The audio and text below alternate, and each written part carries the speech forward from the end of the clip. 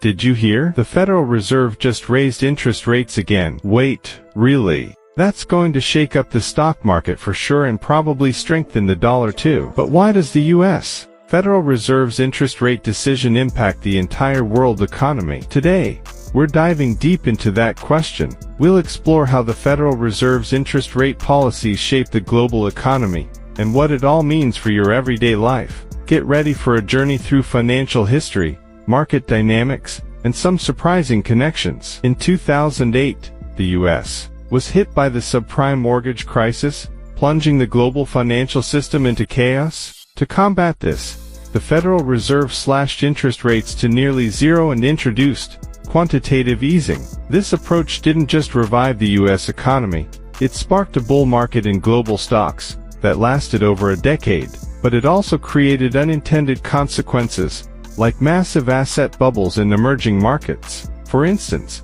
countries like Brazil, Turkey, and South Africa saw huge capital inflows, driving up stock prices and real estate values. But when the Fed began raising rates in 2015, the capital quickly flowed out, their currencies plummeted, and they faced economic crises.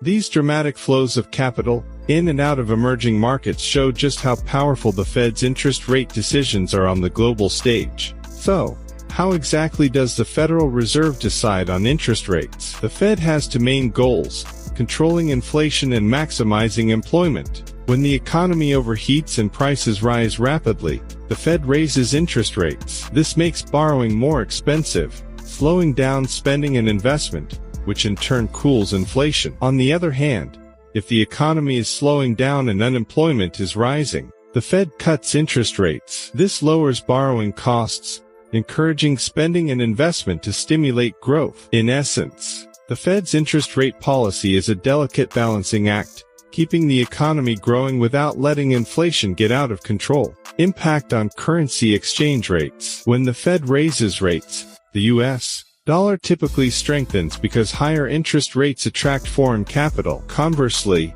when rates are cut, the dollar usually weakens. For example, during the rate hikes in 2018, the dollar index surged, while emerging market currencies struggled. Argentina and Turkey were hit particularly hard, facing currency crises due to capital outflows. Impact on stock and bond markets. Rate hikes increase borrowing costs for companies, squeezing profits and driving stock prices down, especially for tech companies and high-debt firms. At the same time, higher rates make bonds more attractive, drawing capital away from the stock market, which can lead to a stock market decline.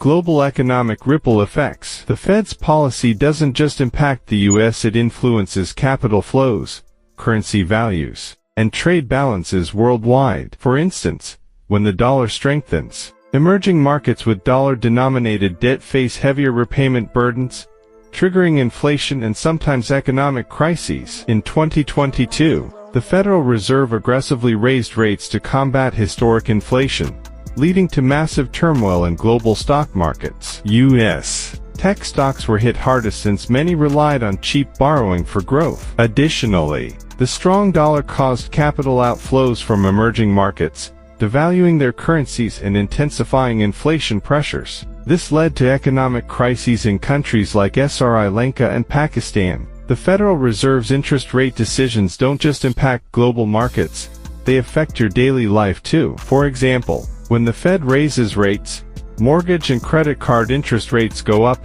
increasing your cost of living. For investors, rate hike cycles require caution around high-debt companies and tech stocks, while offering opportunities in bonds and dollar-denominated assets. What do you think about the Federal Reserve's latest moves? Will they successfully tame inflation or push the economy into a recession? Let us know your thoughts in the comments below. Where do you think interest rates are headed next? Don't forget to like this video and subscribe to our channel for more in-depth economic and business analysis. And stay tuned for our next episode.